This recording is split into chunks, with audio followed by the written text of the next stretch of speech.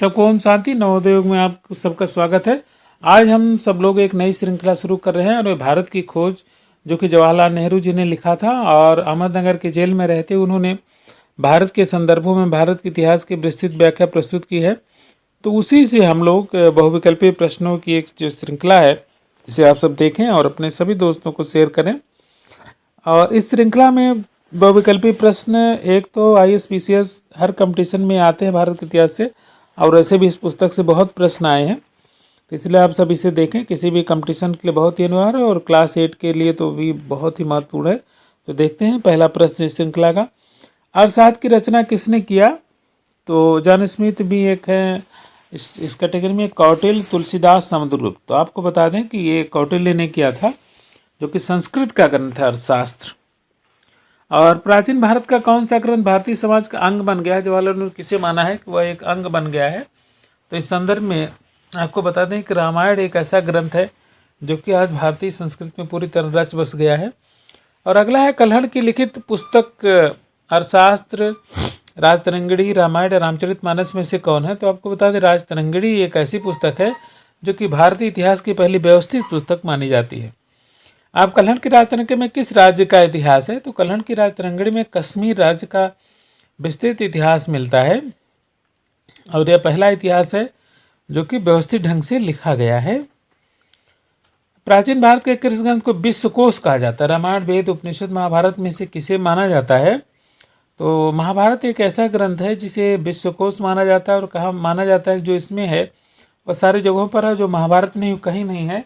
तो ये बहुत ही बड़ा 1,00,000 श्लोक का ग्रंथ है।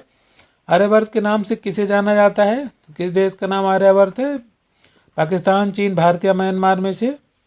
तो भारत को ही प्राचीन समय में आर्यवर्त के नाम से जाना जाता था और यहाँ के संतति को आर्य कहा गया था, आर्यवर्त। इसके बाद भगवद गीता किस ग्रंथ का एक भाग है?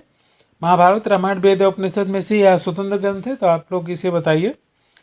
तो इस संदर्भ में आपको बता दें कि भगवद गीता महाभारत के भीष्म पर्व से लिया गया है, इसलिए महाभारत का ही एक भाग माना जाता है। अगला, भगवद गीता में कुल कितने श्लोक हैं? श्लोकों की संख्या आपको बतानी है। तो 600, 400, 700, 1000 में से कितने हैं? तो हमेशा याद रखिए महाभारत 700 श्लोकों का एक ग्रंथ है, लेकिन इसकी महत्ता इसके श्लोकों के नाते नहीं, इसके भाव और विचार के कारण है। और किस व्यक्ति ने गीता पर व्याख्या नहीं की है? तिलक, दयानंद, अरविंद और गांधी जी। किसने व्याख्या नहीं किया है? तो गीता पर व्याख्या स्वामी दयानंद सरस्वती ने नहीं किया, क्योंकि वेदों को ही मानते थे। और बाकी तिलक, अरविंद और महात्मा गांधी ने भी अपनी कलम चलाई है। गीता के अनुसार मानव विकास का मार्ग क्या है? ज्ञान, कर्म या भक्ति या तीनों? तो आपको बता दें कि तीनों ही भक्ति के मार्ग हैं। ज्ञान, कर्म और भक्ति तीनों ही मानव विकास के मार्ग हैं।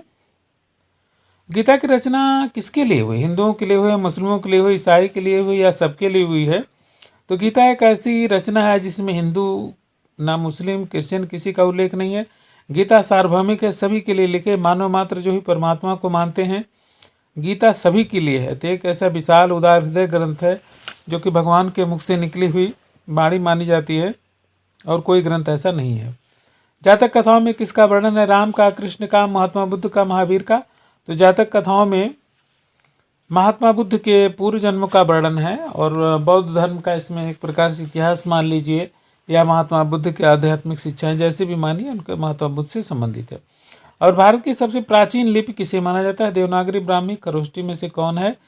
तो भारत की सबसे प्राचीन लिपि ब्राह्मी लिपि है और इसी लिपि से भारत की सभी लिपियों का उद्गम माना जाता है। तो ब्राह्मी लिपि भारत की आधार लिपि है जिससे सभी लिपियों का उद्गम है।